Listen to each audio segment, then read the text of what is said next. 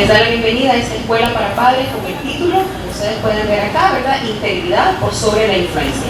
Esta semana en nuestra escuela estamos llevando a cabo lo que se llama la campaña de ATOD, ¿verdad? Que es A-T-O-D, o ATO. En sus siglas, la A, que es el alcohol, T, tabaco y otras drogas. Este término se utiliza para hablar de todas las sustancias que pueden causar adicción o afectar la salud, especialmente en niños, adolescentes y jóvenes.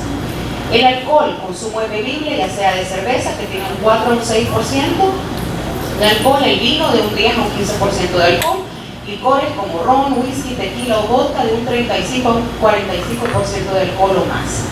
La T, que es el tabaco, que ya sean cigarrillos tradicionales o los nuevos cigarrillos electrónicos. Y otras drogas como marihuana, cocaína, éxtasis, medicamentos mal utilizados, entre otros. ¿Por qué esta escuela para padres? ¿Por qué se abre, verdad, este espacio? Porque creemos en IAS que las familias juegan un rol clave en la prevención. Informarse, comunicarse abiertamente con sus hijos e hijas y dar ejemplos son factores protectores frente al consumo de esas sustancias. Esta mañana tenemos el honor de tener entre nosotros al doctor Ricardo de León.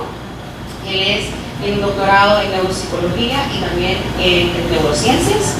Él es fundador del Centro NEPSA aquí en la ciudad de San Pedro Sula, con el cual tenemos, ¿verdad?, una buena relación con IAS. El doctor de León nos platicará esta mañana sobre este tema tan relevante para salvaguardar la salud física, mental y socioemocional de nuestros estudiantes, o sea, sus hijos e hijas. Así que recibimos con un aplauso, por favor, al doctor de León esta mañana.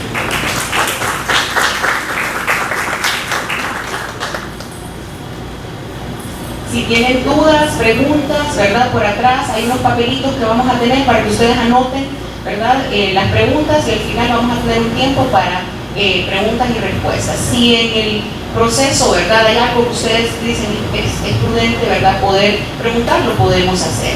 Situaciones muy personales, ¿verdad?, luego podemos tener un tiempo para que ustedes puedan venir donde nosotros, nos acompañen los consejeros que están ahí atrás, Miss Jocelyn Roque, ¿verdad?, Miss Gaby Mayes, Mr. Daniel Mengíbar, que ellos también están dando el apoyo en esta campaña de esto.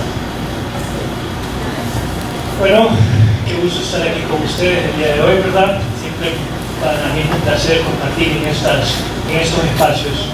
Entonces el día de hoy me pidieron un poco que hablara con ustedes acerca de aspectos preventivos y estrategias que podemos usar para tratar de mitigar, digamos, lo que es el consumo de drogas y otras sustancias. Entonces, vamos a hablar un poquito de lo que es el binge drinking. No sé si quieren levantar la mano los que saben qué es el binge drinking, descrito con esos términos. ¿Alguien le suena? ¿Alguien? Sí, la mayor parte de la gente no está familiar con el concepto. Okay.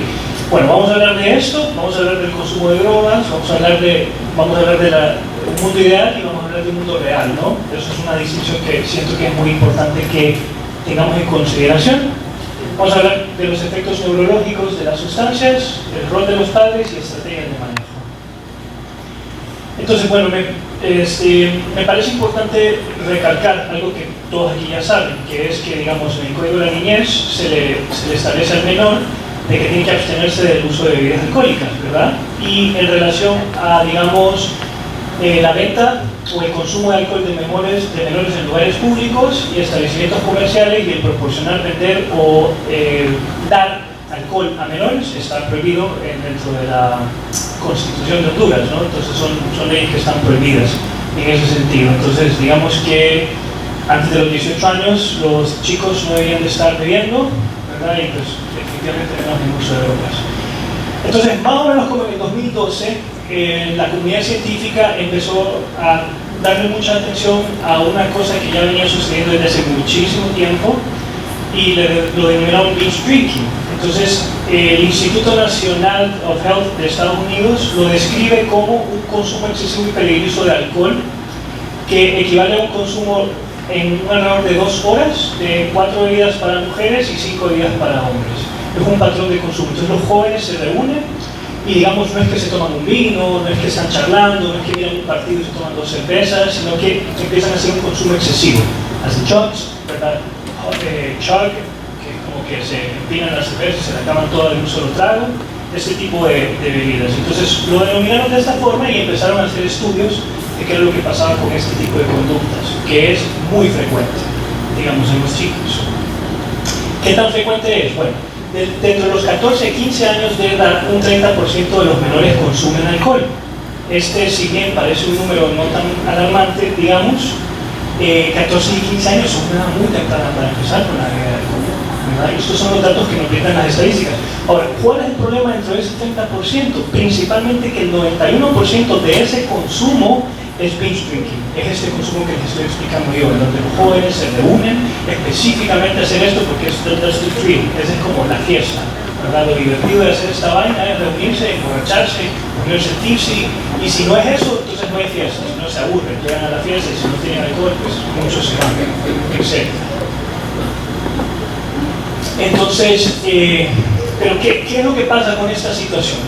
Las estadísticas nos dicen que el 80% de los jóvenes, para cuando cumplen 18 años, el 80% de ellos van a haber consumido alcohol.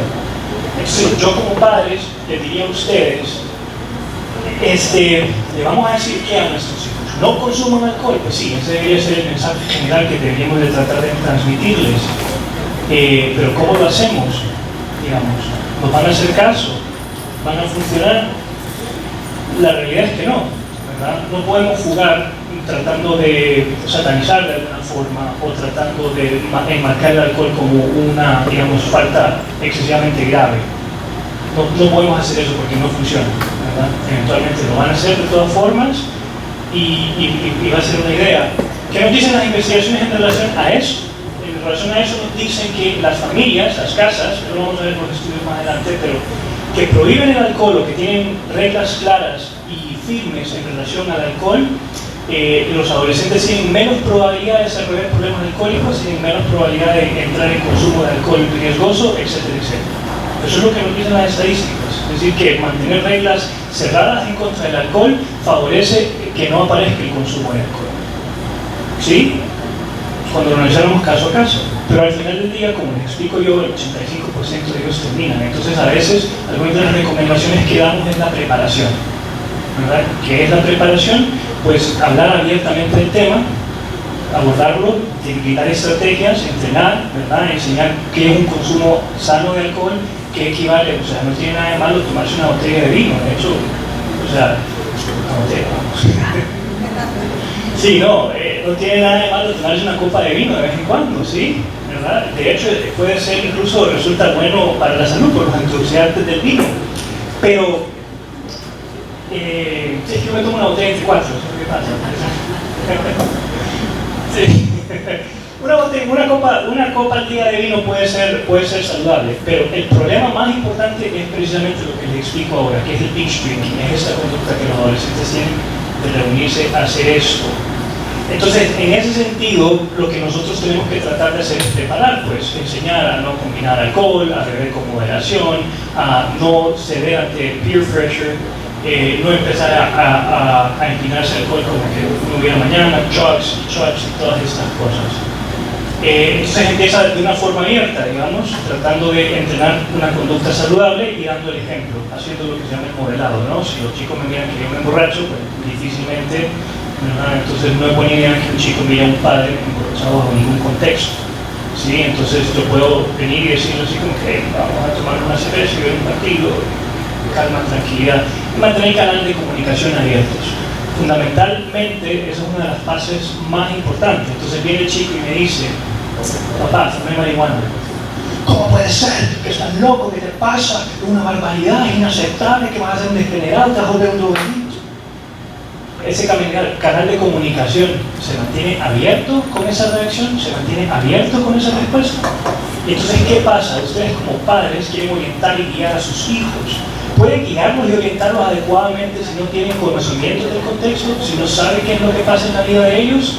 Entonces, más fundamentalmente que, digamos, castigar, ¿verdad? O tener estas reacciones abruptas, exageradas, funciona mucho mejor mantener un diálogo abierto con ellos y orientar desde ese diálogo de conexión.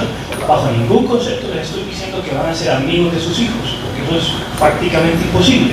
¿Sí? Cuando nosotros hablamos en relaciones, hablamos niveles de jerarquía, cuando las jerarquías no son iguales, muy difícilmente se puede dar una amistad verdadera, ¿verdad? Y menos cuando son menores de edad, más adelante en la vida tal vez.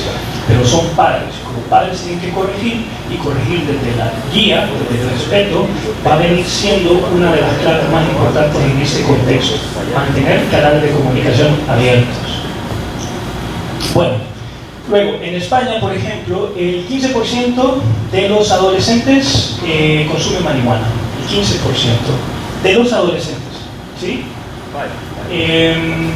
Digamos ya el resto de las drogas pues ocurre con mucha menor frecuencia, pero ya un 15% consume marihuana en la adolescencia en España. En Estados Unidos este dato llega casi a un 28%, en Centroamérica, gracias a Dios, es un poco más bajo. Ahora, ¿qué pasa en la universidad? Y esto es una de las cosas que yo tengo que decirles, lamentablemente miro en mi clínica cuando veo estos jóvenes que se van a estudiar al extranjero, a países como México, Estados Unidos, España, donde, o sea, miren, para que se hagan una idea, cuando yo estudié en España, en el tiempo que estuve allá, en 2 ocasiones viví con básicamente un drug dealer, ¿sí? O sea, eran chavos, estaban estudiando en la universidad, eran chavos tranquilos, no se metían en problemas, no sé nada, pero ellos vendían marihuana, ¿eh? Así, cosas pequeñas, ¿verdad? Y ellos decían así, como, yo vendo marihuana, y no eran así como, no sé qué idea podríamos tener de un drug dealer, ¿verdad? Pero no eran malas personas, pero es una cosa tan común en algunos países que suele pasar con muchísima frecuencia. Entonces el consumo en la universidad puede llegar hasta el 85%. En un estudio multipaís que se realizó en Estados Unidos, Argentina, Uruguay, España y Ámsterdam, encontraron que de un 54 a un 85% de los estudiantes universitarios estaban consumiendo marihuana. Un 85% de los estudiantes, una barbaridad. ¿Sí? Es una práctica muy frecuente. Yo tengo estudiantes de esta escuela y de algunas otras escuelas que se van a estudiar a México, que se van a estudiar a Estados Unidos, que se van a estudiar a España. Cuando yo platico con ellos, ¿qué es lo que me dicen? Estoy fumando marihuana, ¿verdad? Porque pues tienen confianza de contarme esas cosas y yo no puedo traicionar esa confianza. Ahora, ¿qué digo yo? Gracias. Idealmente a mí me gustaría decirle, oye, viejo, deja de hacer eso, y muchas veces pues se lo digo, le digo, ¿no? El efecto que tiene la marihuana a nivel neurológico es serio, es importante, no es una broma, pero normalmente trato de convencerlos a que por lo menos controlen la frecuencia con lo que lo hacen, ¿sí? Yo quisiera que no lo hicieran, ¿sí? Y ese es el mensaje que les transmito, pero si lo van a hacer, por lo menos hagan lo menos posible, porque esa es la realidad en la que nosotros vivimos. Entonces, así se mira el mundo en el tema de la marihuana. En Estados Unidos y Canadá, Chile y Uruguay y Jamaica son los países que más consumo tienen de marihuana a nivel universitario, arriba de un 33%. Y luego en el resto del mundo pues disminuye. La buena noticia es que en Centroamérica, gracias a Dios, estamos dentro del rango que está por debajo del 3%. Entonces pues eso nos da un poco de consuelo en ese sentido. Todavía en nuestro país, como somos relativamente conservadores, gracias a Dios, estas cosas se mantienen un poquito al pecho. Y luego los estudiantes universitarios usan con mucha frecuencia, ¿sí? Hablamos de que, por ejemplo, en ese estudio se encontró que en los últimos 12 meses 38% habían consumido marihuana, ¿verdad? Algunos usan todos los fines de semana, algunos usan cada 2 días, algunos que frecuentemente. Bueno, después, inicialmente no iba a hablar de esto, pero me pidieron que lo incluyera, ¿verdad? Acerca del vaping.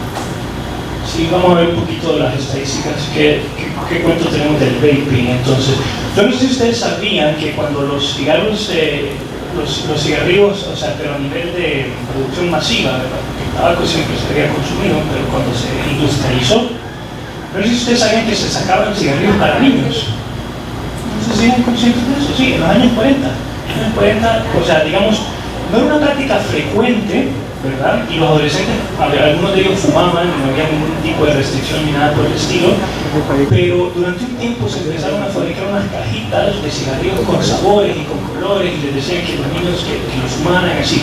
No era una práctica frecuente, está tal vez más orientada a los adolescentes, pero existía, ¿verdad? Y en aquel momento,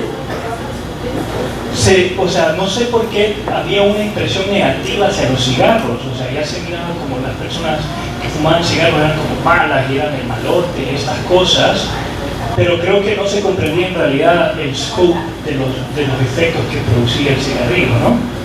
¿Sí? Ahora ya tenemos más de 60 años de investigación en este sentido y ya tenemos bien mapeado qué es lo que hacen los cigarrillos, tanto así que me voy a detener en eso.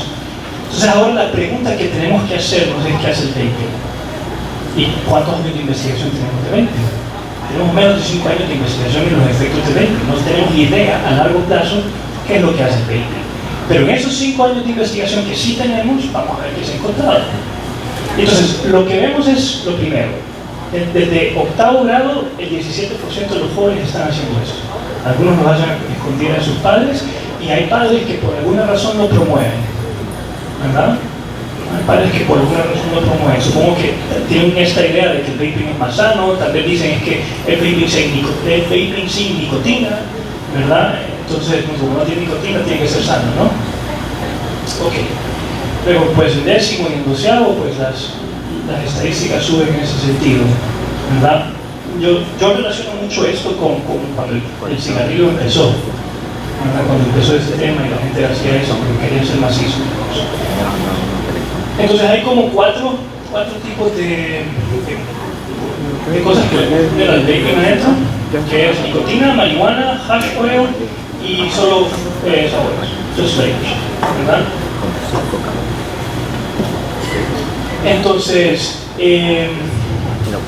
bueno, pues el vaping de nicotina, ¿verdad? Tiene una concentración exageradamente elevada, porque para que una sustancia pueda extraerse, la forma como se extrae en el sistema de vaping, la concentración tiene que ser el triple de alta que un paquete de cigarrillos. Entonces lo que se dice es que la misma cantidad de un paquete entero de cigarrillos la tiene el vaping concentrada.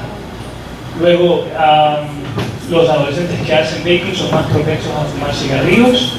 Los adolescentes tienen más riesgo de volverse adictos a la nicotina.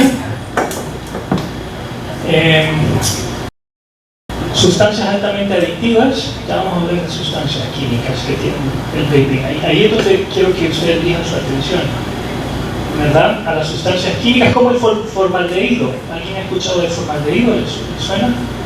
¿Sí? ¿Para qué se usa el formaldehído? ¿Tienen alguna idea? ¿Qué se usa? ¿Ah? Correcto, se usa para conservar cadáveres. ¿Han escuchado eso de los preservantes? ¿Son sanos los preservantes para el cuerpo humano? Estamos los preservantes, qué bueno, preservantes, ¿verdad? Entonces, pues sabemos que se relaciona con cáncer. Pero digamos, bastante fuera que solo tuviera formaldehído, ya diría así como que bueno, por lo menos solo tiene eso, algo que se utiliza para... Pero no, ¿verdad? Tenemos acroleína, que es un químico que se utiliza para pegamentos, ¿sí? Acetildehído, así como partículas metálicas como el níquel y el aluminio. Metales pesados. No sé si saben qué le pasa a un ser humano cuando tiene metales pesados en sangre. ¿Sí? Ustedes saben que antes el petróleo, la mayor parte de los juguetes infantiles, se hacía a base de plomo. ¿Sabían eso? ¿Sí? Y como en los años 80, si no me equivoco, más o menos, empezaron a hacer unas investigaciones acerca de esto y empezaron a decir así como que yo creo que tenemos que dejar de usar plomo en esta página, ¿verdad? Y los romanos, ¿sí? En el Imperio de Roma, allá 200 antes de Cristo, ya sabían que el plomo era súper tóxico para los seres humanos porque tenían fábricas de plomo y las personas que trabajaban ahí se volvían locos, desquiciados de la esquizofrenia. ¿Sí? Ese es el efecto que tienen los metales pesados en el cuerpo. Son altamente tóxicos para nosotros. Tanto sí que ahora los estamos investigando en varias áreas. Lo estamos relacionando con algunos déficits cognitivos, porque vemos elevaciones de metales pesados en el ambiente, ¿verdad? Y también vemos aumento de metales pesados en alimentos. Entonces estamos prestando atención a eso. Y bueno, entonces, ¿qué se hizo en las biopsias de pulmón que se trató de analizar para ver a dónde quedaban estos químicos? Pero lo que se encontró es que quedaban en los pulmones, ¿sí? ¿Verdad? En las alveolas pulmonares, en los ciclos del pulmón, ahí quedaban separados los metales pesados. Y resulta resulta muy sano, ya sabrán ustedes, porque es bueno tener metales pesados en las alveolas, que son las que agarran el oxígeno y lo meten al cuerpo, ¿no? Entonces, definitivamente, vaping es una buena idea promoverlo, es una buena idea permitirlo, pues no. Francamente, prefiero que beban alcohol. Entonces, pues eso es en relación al vaping. Ok, vamos a ver entonces, ¿por qué razón los adolescentes empiezan en estas prácticas? ¿Qué pasa en sus cabezas que se ponen a hacer estas cosas? Pues una de las razones principales es la presión social, ¿sí? En la adolescencia hay una necesidad de encajar muy grande. ¿Esa necesidad de encajar está mal? No, nosotros somos seres sociales, necesitamos encajar, necesitamos aceptación, ¿verdad? Entonces, venir y decir así como que, hey, resistir la presión social, no es tan sencillo, no es tan fácil, ¿verdad? Porque hay muchas cosas que pasan dentro de la autoestima y el mundo emocional de un individuo a tratar de ser incorporado en un grupo, esa necesidad de encajar, que tiene un valor muy grande, y es importante que tenga un valor muy grande, porque cultivar relaciones sanas desde una edad temprana es fundamental para tener mayor éxito en la vida adulta. Entonces, una de las principales es la presión social. Luego, el cerebro inmaduro tiene una alta sensibilidad a recompensas, a tomar riesgos, ¿verdad? Las vías dopaminérgicas son mucho más sensibles durante los primeros 23 años de vida. Ya después un poco se va disminuyendo ese sentido. Y luego factores emocionales a veces, ¿no? Curiosidad natural, manejo del estrés, baja autoestima, antecedentes familiares. Si tengo conflictos en casa, si mi mamá me pasa gritando, si mi mamá solo me pasa corrigiendo, toda conversación que yo tengo con mi mamá es una crítica, ¿verdad? Nada de lo que hago está bien para mi papá. Jamás en la vida mi papá me ha dicho, estoy orgulloso de vos, te amo, casi no me abraza. Todos esos factores influyen al final de que yo pueda caer en estos consumos. Y resulta particularmente importante estas cosas, ¿sí? Necesidad de tomar riesgos. Nosotros en psicología a esto le llamamos búsqueda de sensaciones fuertes. Hay personas que tienen como una especie de adicción a la adrenalina, lo podemos llamar de esa forma, y buscan constantemente sensaciones fuertes, de tirarse de paracaídas, hacer motocross, ¿verdad? Nosotros sabemos que estas personas tienden a ser más impulsivas, por la misma manera como opera su mente, y esa impulsividad sabemos que con esa búsqueda de sensaciones fuertes pues pueden terminar metidos en problemas, porque ese es el principio básico de la adicción, la impulsividad. Okay. Bueno, entonces, ¿y por qué razón? ¿Qué pasa con los adolescentes y estas sustancias? Pues como les estaba explicando, como hasta los 28 años el cerebro todavía está en desarrollo. Y las personas siempre hablan de la plasticidad cerebral. A ver, levante la mano, la plasticidad cerebral, varios les sonará, ¿no? ¿Que a quién les suena la plasticidad cerebral? Levante la mano, por favor. Sí, a más de la mitad. ¿Qué pasa con la plasticidad cerebral? La gente siempre habla de la plasticidad cerebral como que fuera una vaina buena, ¿sí? La plasticidad cerebral no es buena ni mala, simplemente es una realidad de nuestro cerebro. Son cerebros plásticos, las neuronas modifican su morfología. Yo sé que es bien difícil para una persona que no ha estudiado esto, que usted se haga una idea, es como que el árbol que está ahí afuera cambie su forma de la mañana a la noche. Literalmente se modifica la forma del cerebro todos los días. Y durante los primeros 25 años esta plasticidad es muy larga, porque es un cerebro que está en desarrollo, se está desarrollando a un nivel muy crítico, ¿sí? Es decir, el cráneo del nene cuando tiene 2 años es 2 veces más pequeño que el cráneo de un adulto. Ahí están pasando muchas cosas en ese cerebro. Ahora, ¿qué pasa con esta plasticidad cerebral? Que se va a adaptar para cosas buenas o a veces para cosas malas.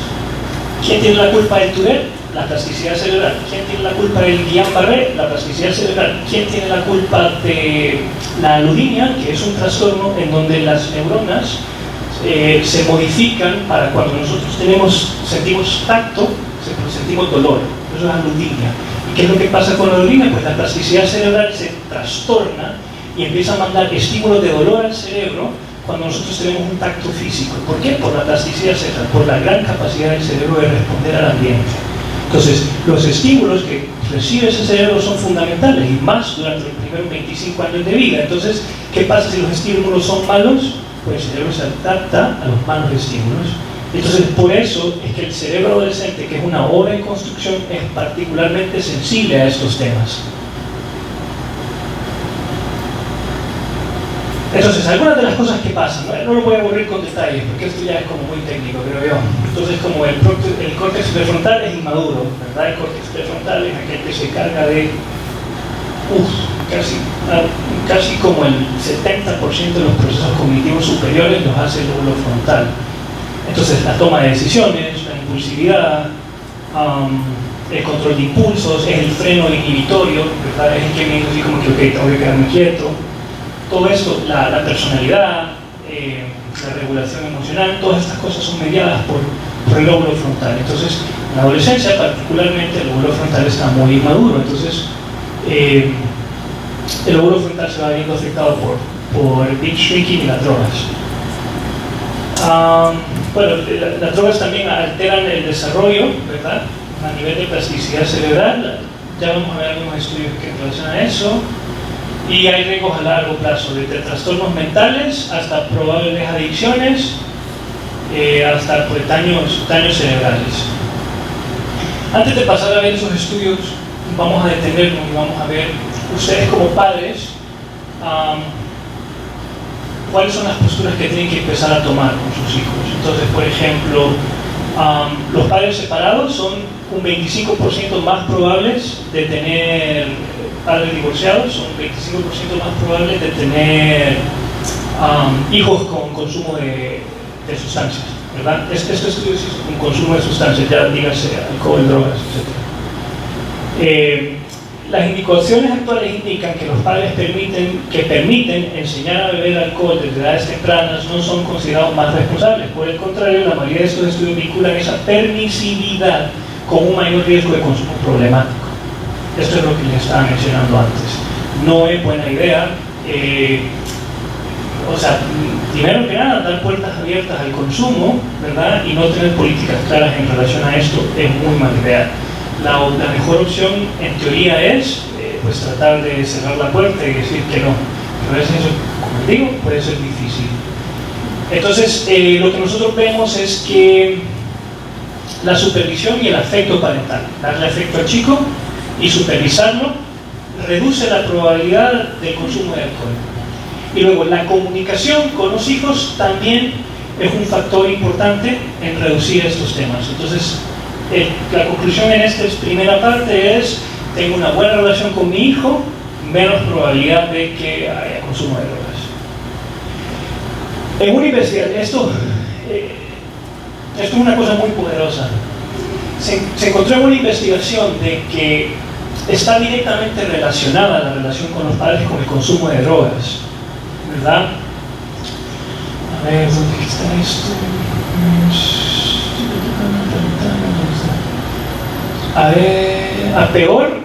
A peor relación parental, en estos factores que estamos viendo ahora, mayor probabilidad de consumo de drogas. Y para aquellos que entienden de estadística, deben saber que tener esta tendencia es algo que en investigación se encuentra muy poco, ¿verdad? Entonces esto es algo muy significativo. Entonces, la mejor estrategia tiene que ser restringir y tener reglas claras sobre el alcohol. Como les explicaba antes, no satanizarlo, pero sí tener reglas claras, ¿verdad? Entonces, mamá, ¿bebí alcohol? Bueno, pues sabes que no es buena idea que estés bebiendo alcohol. ¿Cuántos te bebiste? No, solo me bebí uno. Bueno, no es buena idea que estés bebiendo alcohol, pero si solo fue uno está bien, ¿verdad? ¿Cuántos fue? No, me bebí 6. Mi hijo, estás castigado, ¿verdad? O sea, está bien, yo entiendo que estás en tu fase, sé que estás en eso, pero hay consecuencias para las acciones. Estás castigado, tus consecuencias son estas, y por favor, piensa un poquito en lo que estás haciendo. Trata de tomar decisiones más responsables, ¿verdad? Entonces, reglas claras sobre el alcohol. El chico las tiene que tener claras, nosotros las tenemos que tener claras para poder transmitírselas al chico. Porque si yo no las tengo claras, difícilmente se las voy a poder decir al chico, ¿cierto, no? Pasa muchas veces eso, que yo no las tengo claras, pero que las va a tener claras el chico. La buena relación afectiva es fundamental, canales de comunicación abiertos. Un ejemplo parental saludable. Esos. Ok, vamos a ver entonces. Sí.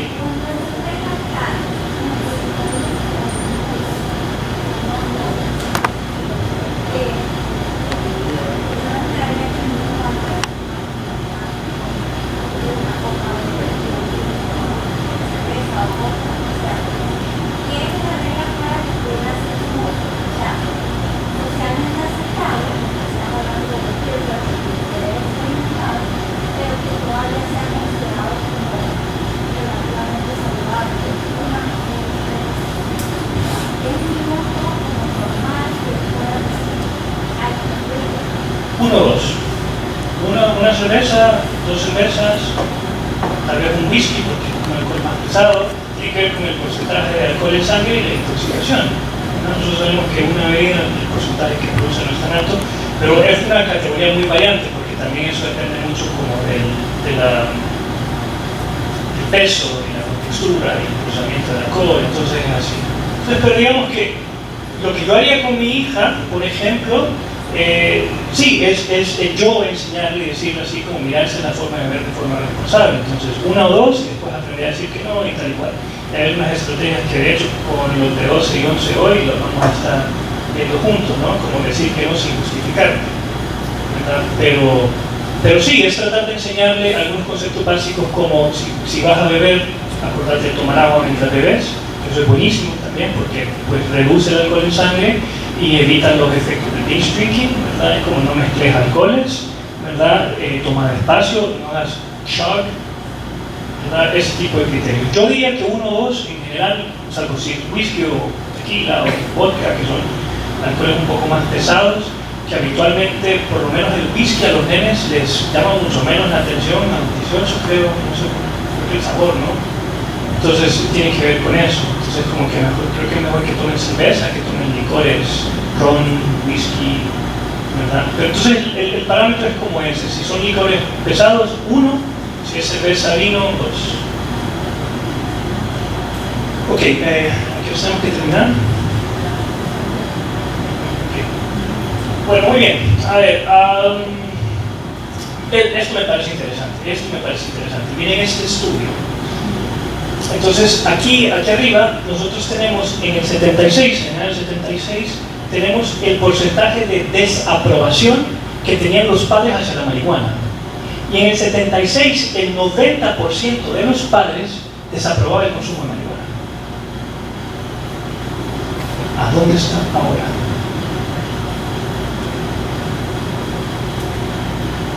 Ha bajado un 70% la desaprobación de la marihuana. ¿Qué significa eso? Que los padres son más permisivos ahora con el consumo de marihuana. Son mucho más permisivos ahora con el consumo de marihuana. ¿Qué es lo que estamos viendo en estos años?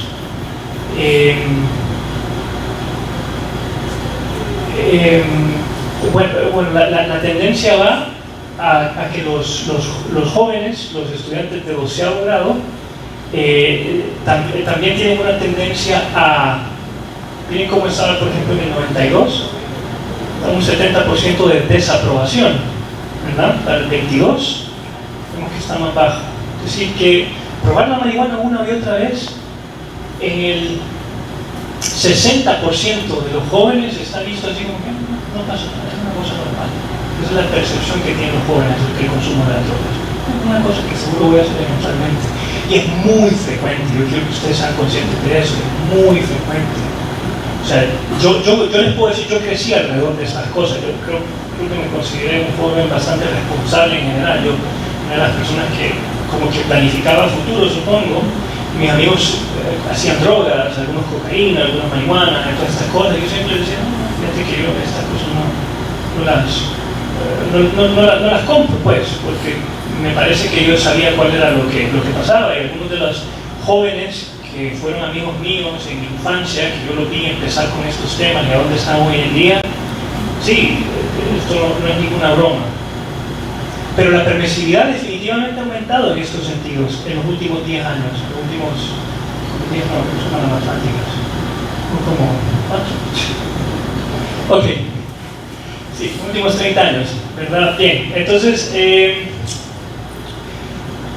la buena noticia en ese sentido es que todavía el uso frecuente de las drogas sí que está mal visto todavía, ¿verdad? Todavía se mantiene sobre un 70% más o menos la desaprobación frecuente de las drogas. Entonces el concepto de beber todos los días, el concepto de fumar marihuana todos los días, el concepto de probar drogas todos los días, todavía es como que los jóvenes le tienen bastante respeto a eso. Y luego la otra buena noticia es que también a las drogas más pesadas, dígase cocaína, éxtasis, LSD, crack, etc., también a casi un 90% de los jóvenes, padres y adolescentes consideran que sí, que digamos esas cosas hay que mantenernos alejados de eso porque no ha sido más, ¿verdad? En relación a los sedativos también, y los barbitúricos, en otros países el consumo de estos anfetaminas y estas cosas es bastante frecuente, ¿verdad? Benzodiazepinas, en Roatán también se mira que consumen una cantidad de benzodiazepinas en Roatán, o sea, una isla tan bonita, no sé por qué hay tanta gente ansiosa, fíjense, consumen ansiolíticos a lo loco. Ok. Y lo mismo con beber todos los días también. La percepción de los jóvenes es que beber todos los días no está del todo bien. Ok, vamos a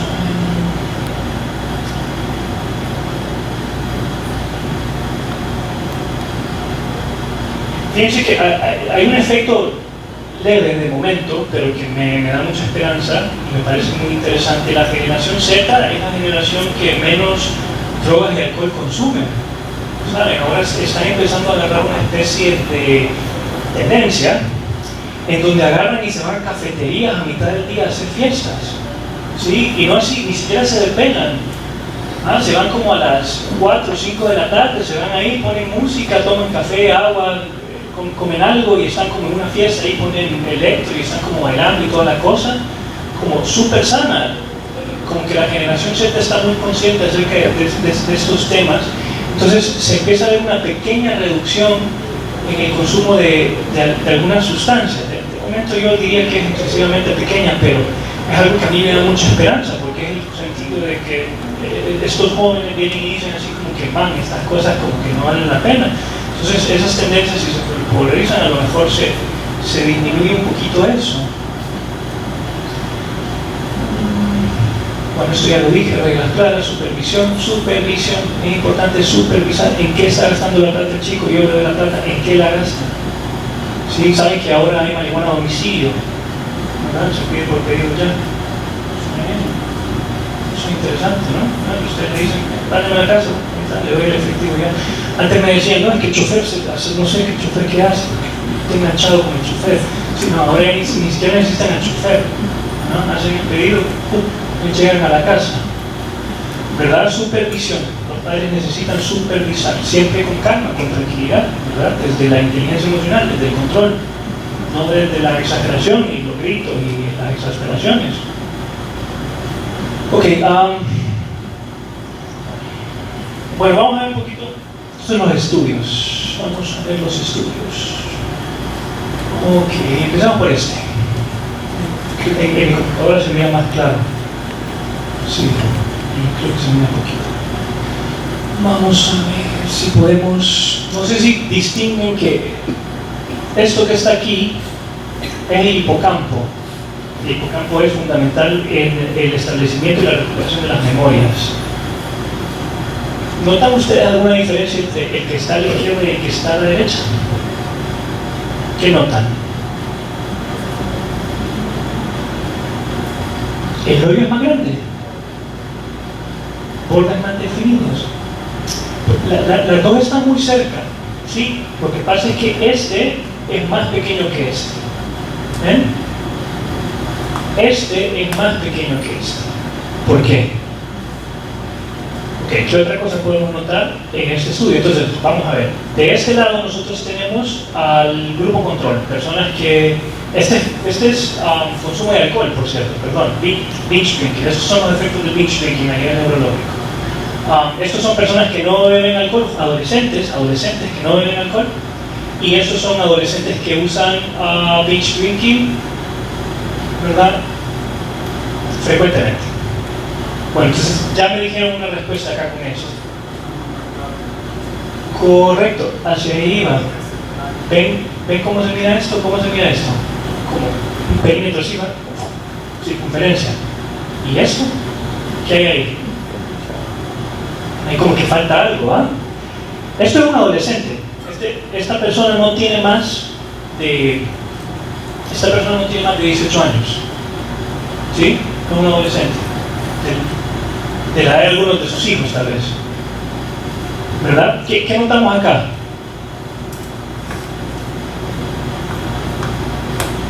¿Qué nota? Este es más pequeño, este es más grande, ¿no?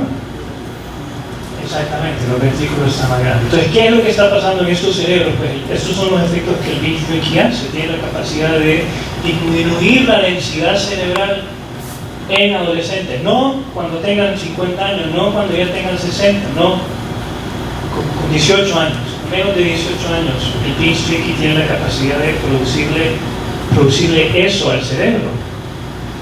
Entonces sí, definitivamente es una práctica que no es para nada ideal. Ok, vamos a ver entonces, aquí tenemos otros dos estudios también interesantes. Esta es resonancia magnética funcional, que básicamente mide el nivel de la activación del cerebro. Y miren, estos investigadores no saben lo que están haciendo, ¿verdad? Porque, mira, en esta investigación te están diciendo que la comparación entre el grupo de binge drinking versus el control, el de binge drinking tiene más activación cerebral. Y en este están diciendo de que el grupo control versus el binge drinking tiene, o sea, que el grupo de binge drinking versus el control tiene menor activación cerebral. Ven que aquí está muy iluminado, acá está menos iluminado. Aquí se mira menos iluminación, aquí se mira más iluminación. ¿Notan eso? Entonces se están contradiciendo, ¿no?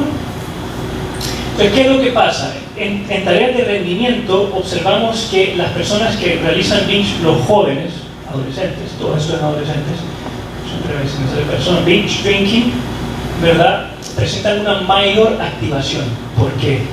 Porque en tareas de rendimiento cognitivo los ponemos a hacer ejercicios cognitivos, que hagan matemáticas, cualquier tipo de cosa que necesite procesamiento mental. ¿Y por qué razón los con binge drinking tienen mayor activación cerebral? Porque necesitan más recursos para realizar la tarea, ¿verdad? Necesitan más recursos que los demás para realizar la tarea. Están poniendo más carne al asador para poder sacar lo que se tiene que hacer. ¿Por qué? Porque pues, los déficits que se van produciendo a nivel cerebral pues, tienen eventualmente un efecto a nivel cognitivo. Y luego, ¿qué es lo que pasa aquí? Esta es una resonancia magnética funcional en reposo. Es decir, aquí los chicos no están haciendo nada. Y sin hacer nada, lo que observamos es que a nivel prefrontal, dorsolateral, como les explicaba antes, vemos una menor activación. Entonces, esos son los efectos neurológicos del binge drinking en los cerebros de los adolescentes. Ahora, ¿cuáles son los efectos de las drogas? Que la marihuana es natural. ¡Ay, Dios mío! Sí, ¿saben qué otra cosa es natural? El arsénico. Sí, imaginen que si el alcohol puede causar esos efectos en chicos con este tipo de consumo, ahora pónganse ustedes a imaginarse el efecto de la droga, desde encefalopatías a problemas drásticamente más serios que ya se notan a nivel de parénquima cerebral, la difusión cognitiva, etc. Entonces, esto es para que se hagan ustedes una idea de qué es lo que ocurre cuando vemos estas cosas. Y este es un estudio que también me llamó muchísimo la atención, porque en este estudio lo que nosotros vemos es que agarramos a 46 adolescentes que tenían 14 años de edad, ¿verdad? Que solamente habían hecho 2 o 1 consumo de cannabis. Solo 1 o 2 consumos. Estos no son chicos que están cada fin de semana recorren la... Sí, creo que todos saben eso. De cannabis la marihuana, ¿verdad? Entonces, solamente con 2 consumos en las resonancias magnéticas funcionales ya se podían identificar las diferencias neuronales que les estaba comunicando antes, solamente ya con 2 consumos. Entonces, eso a mí me parece muy importante, porque digamos que no se necesita mucho. Entonces, ¿cuál es el efecto de todas estas cosas? Pues deterioro de funciones ejecutivas, ¿verdad? Planificación, memoria de trabajo, autocontrol, daño de la corteza prefrontal que afecta la toma de decisiones, aumenta la impulsividad, hace que la persona sea más impulsiva. A mayor impulsividad, más búsqueda de sensaciones fuertes, a más búsqueda de sensaciones fuertes, más probabilidad de caer en consumo de drogas, a más consumo de drogas, mayor probabilidad de caer en adicción. Y si tengo un conflicto emocional con mi padre, con mi madre, conmigo mismo, al cuadrado. Disminución del rendimiento académico, disminución de atención, alteración en la memoria, en el aprendizaje, ¿verdad? Les dije, el hipocampo. ¿Por qué el hipocampo es tan sensible a esta vaina? Fíjense que francamente tiene que ver por cómo las memorias se forman, pero el hipocampo es muy sensible a las sustancias. ¿verdad? Habitualmente el hipocampo es una de las estructuras cerebrales que tanto en la vejez como en estos casos presenta alteraciones de una forma como muy frecuente, digamos. Si llegamos a la vejez, llegamos a los 65 años y tal, vamos a ver los hipocampos y han reducido su tamaño, aún en envejecimiento normal, digamos. ¿Verdad? Entonces sí, la memoria es particularmente sensible a esto.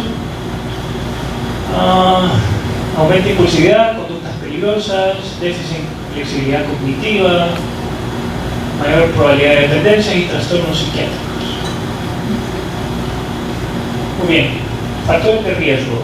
Bueno, pues si tengo conflictos emocionales, especialmente si tengo conflictos emocionales en casa, ¿verdad? Si tengo padres con conflictos emocionales, si tengo padres con baja inteligencia emocional, si yo tengo una personalidad impulsiva, soy una persona como yo, que soy como bien jerky, una personalidad impulsiva, búsqueda de sensaciones que ya me expliqué, rebeldía, dificultad con el autocontrol, conductas sociales, dificultades sociales, baja autoestima. Factores de protección, relaciones sólidas, asertividad, límites sanos, ¿verdad? Para tener una buena asertividad y tener unos buenos límites sanos tengo que tener una buena autoestima. ¿Cuál es el factor más importante en la construcción de la autoestima de un adolescente?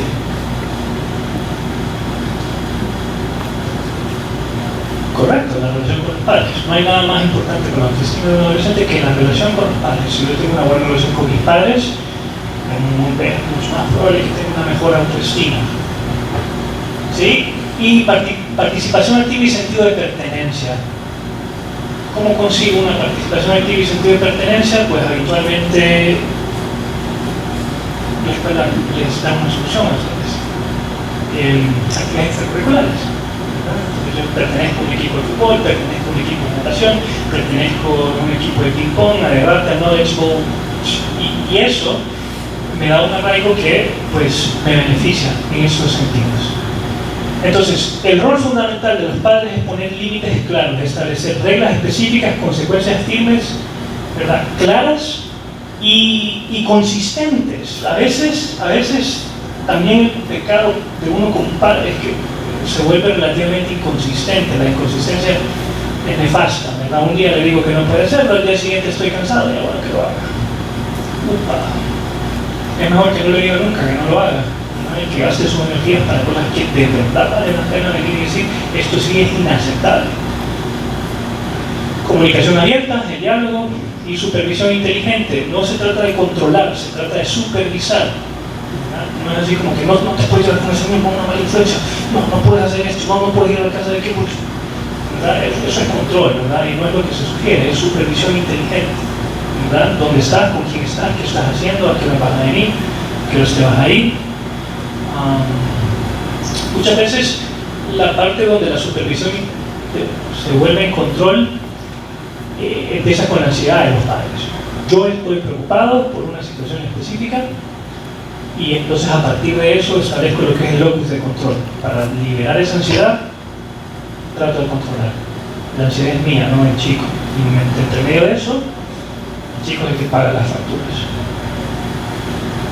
Bueno, entonces, pues educación tempranas, los riesgos reales, que sean conscientes de las consecuencias, moderar conductas, hacer hábitos saludables, control de acceso, supervisar medicamentos, eliminar acceso fácil a sustancias en el hogar, fomentar deportes, artes, autoestima sanos. Ok, muy bien. Pues las escuelas ya saben que ahora son bien conscientes de estas cosas. Creo que antes era menos. Yo no recuerdo que cuando yo tenía la edad de esos chicos en mi escuela hiciera charlas para consumidores y tal y cual. Entonces, pues, ahora el contexto escolar está participando de forma activa en estos temas, tratando de guiar a los jóvenes que necesitan mucha guía porque son jóvenes, porque es lo normal. Su cerebro está en desarrollo, no pueden saber las cosas. Entonces sí. Eso. La prevención comienza en casa. Los padres tienen el impacto más decisivo para retrasar o prevenir completamente el consumo de sustancias de sus hijos. ¿Verdad? Y con eso, con 7 minutos para preguntas, con eso sería lo de hoy. Alrighty. dudas? ¿Están asustados?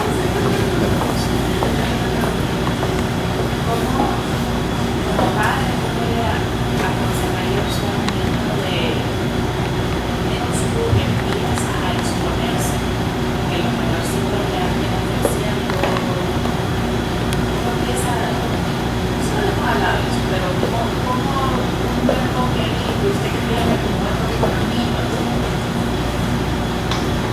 aconsejarle a poco para que está con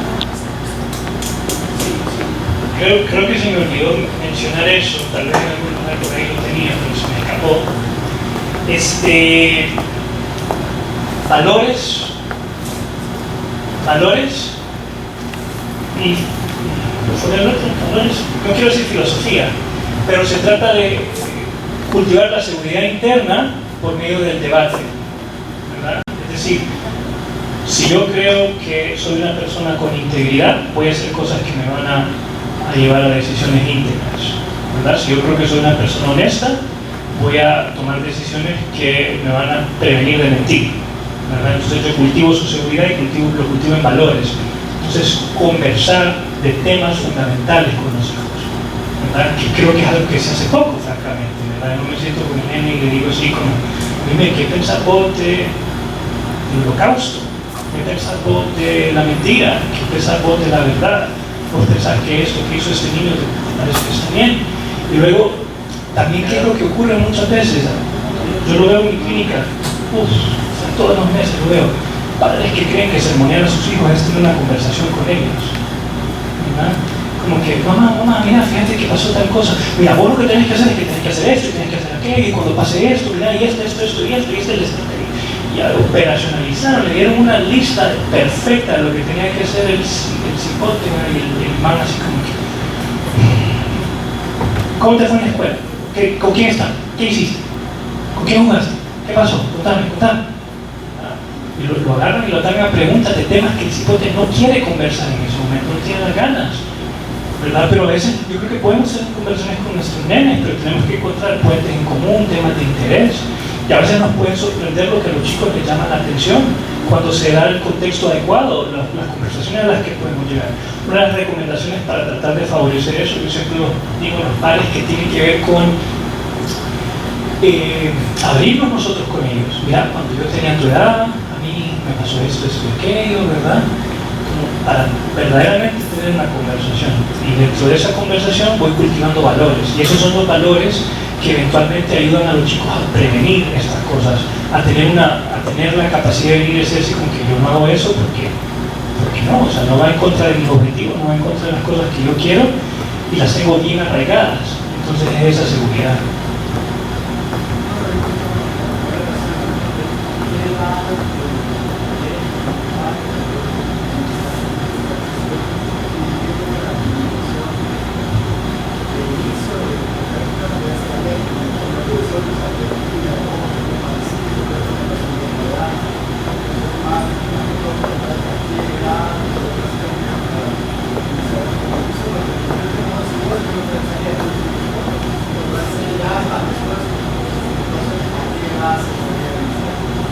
Sí, yo creo que mi papá era medio iluminado con eso, fíjense. Mi papá tenía una práctica bien interesante cuando yo era pobre, y yo supongo que eso influyó muchísimo en lo que yo mencioné antes, que yo hice un chingo de tonteras, ¿verdad? Pero bastante sensata al final del día. Fíjate que yo hacía tonteras, pero con control. Pero mi papá, él venía y me agarraba y me decía, ¿sabes qué? Vamos a ir vos y yo, y nos vamos a ir a cenar solo vos y yo, ¿verdad? Y en esos momentos, él platicaba conmigo y muchas veces me parecía hiper tedioso, ¿ah? ¡Qué hueva! Y decía, puta, ¿qué voy a tener que escuchar 1 hora 40 minutos a mi viejo? ¿Ah?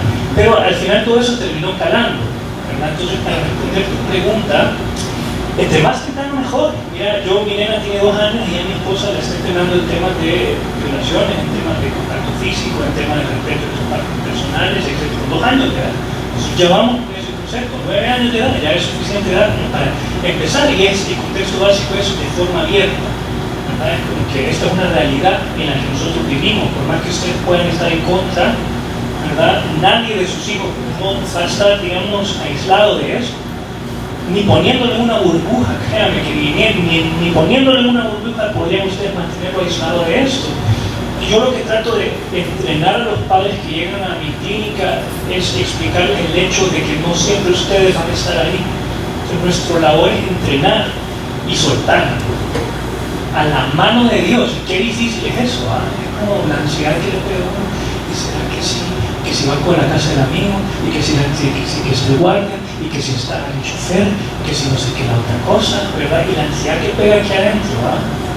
Pero entonces, en eso se basa el entrenamiento que tenemos que hacer, ¿verdad? Entrenarlos y exponerlos, porque es que el tema es que cómo yo practico estas habilidades, digamos, y es que voy a ver más tarde con los chicos, ¿cómo las practico? Entrenamiento. Y si no lo entreno nunca, porque nunca me dejaron salir, porque nunca me dejaron hacer estas cosas, porque nunca me dieron la libertad de tener responsabilidad por mis decisiones, siempre las decisiones mi mamá las tomaba por mí. Entonces, ¿en qué momento practico esa capacidad? Entonces, con eso, yo sé que es difícil, ¿verdad?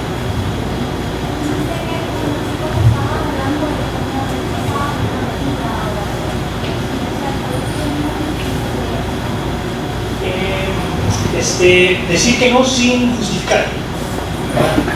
Sí, solo no, es seco.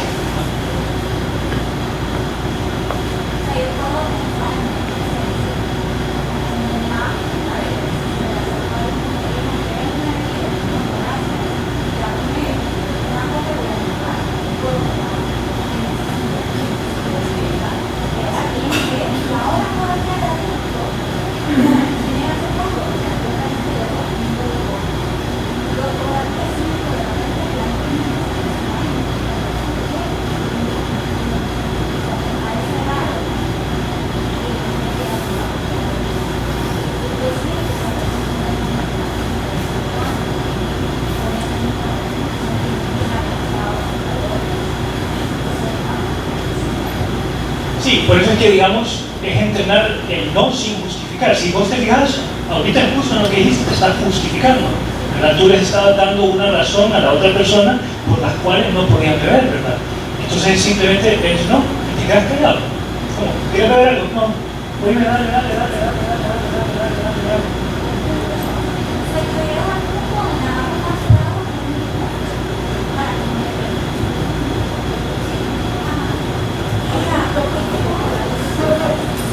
Quiero compartir algo con ustedes aparte de entrenar esto, estamos también entrenando la parte del otro lado. Y su amigo le dijo que no sea usted ese estudiante que está insistiendo, ese amigo, que probado otro, déjale. Ya le dijeron que no, entienda que no. Entonces estamos entrenando los dos lados, no solo el principio, sino también el otro lado de que no sea usted ese que está insistiendo. Trabajemos también el otro lado, ¿verdad? Porque a veces nosotros podemos ser ese insistente también. Las charlas que nos estuvimos dando en la escuela, que es desde sexto grado en adelante. Los consejeros están entrando a las clases de character education y están hablando, ¿verdad?, de una manera bien práctica con los estudiantes. Me gustaría que nos compartieran, por ejemplo, la actividad que están haciendo, ¿verdad?, que es algo que habla sobre ese peer pressure. Bueno, uno de los ejemplos que más me ha tocado para ellos cuando hablamos sobre PEI, enseño un ejemplo donde el profesor base es un comediante que está muy rico, sabe rico, pero ya que son muy frescos, digamos, que no quieren tomar los talentos, y ellos me dicen, no, ni tiene algo, se ve que tiene un poquito de relajo. Pues sí, son mentales tóxicos, pero está bien, saben probarlo. ¿Qué me dicen ustedes? Se cargan con duda. No, prueben ustedes, pero si tal vez si lo prueba usted o si lo prueba esa persona de confianza que les da. Y yo les menciono como tú, bueno, digamos que lo pruebo. Yo digo que igual probar. Tienen mentales tóxicos, ya lo saben, saben. Y se quedan como que, bueno, se quedan como en duda. Y yo digo como exactamente eso es lo que me digo. Ustedes ven el vaso y le dan un vale, si es tóxico, que ya les dije, ustedes tienen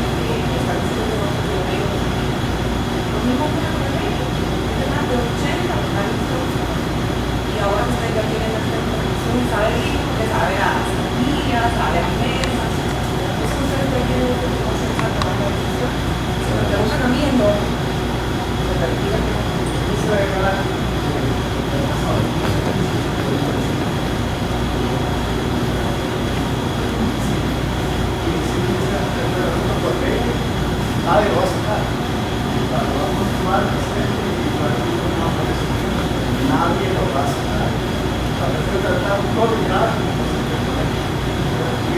Es así, no pegué el mayor, narco, la intercambio gaseoso, toda la vida,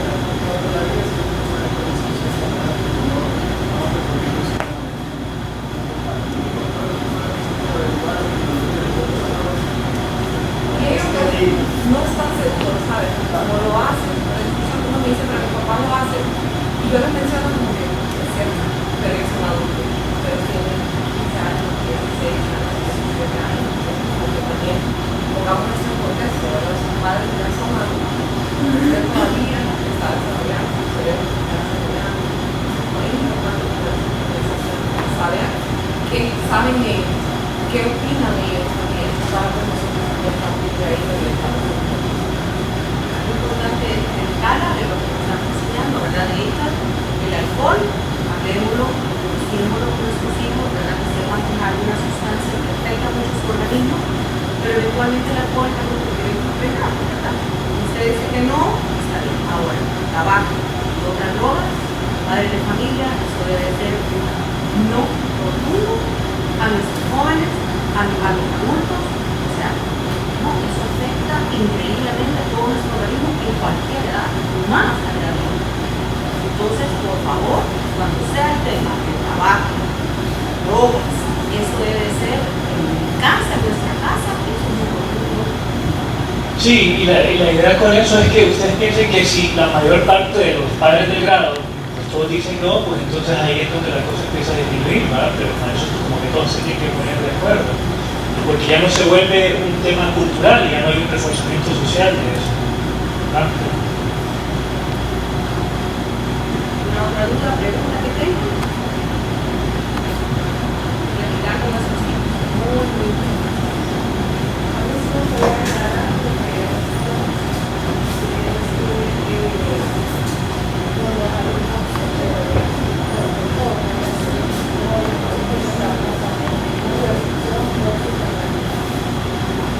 que piensan que todo lo hacen, entonces eso es lo que se llama. Al final, así, lo que importa es porque entonces yo siento que tengo más riesgo porque tengo mucho tiempo en lo que está pasando. No lo veo, pero tal vez sí pasa. Entonces esa percepción es muy importante para nosotros y tenemos esa percepción por la realidad.